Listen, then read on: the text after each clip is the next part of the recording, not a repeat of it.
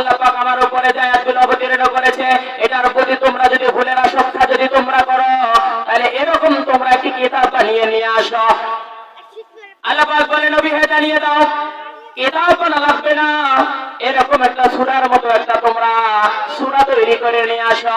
রব্বুল আলামিন বলেন নবী হে জানিয়ে দাও সূরা লাগবে না, একটি 3 আয়াত বিশিষ্ট আমি কোরআনে কারীমের মধ্যে একটি সূরা নাযিল করে দিয়েছি সূরাতুল কাউসার। বলছে নবী হে জানিয়ে দাও সূরাতুল কাউসার তৈরি করা লাগবে না, বানানো লাগবে না। সূরা কাউসারের লাস্টের আয়াতটা তারা সূরার সাথে যেন মিলিয়ে দেয়। কিন্তু এই সময় সমস্ত কাফেরের লিডাররা বড় বড় কাফেররা তারা বসে গিয়েছিল, তারা কোরআন বানার জন্য চেষ্টা চালালো, সূরা তৈরি করবে চেষ্টা চালা শুরু করলো।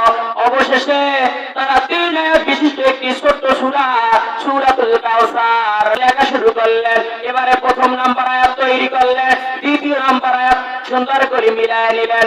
এবারে তৃতীয় নম্বর আয়াতের জায়গাটার মধ্যে তারা আরেকটি আয়াত বানাতে এত চেষ্টা করেছে, আয়াত হয় অর্থ হয় না, অর্থ হয় আয়াত হয় না।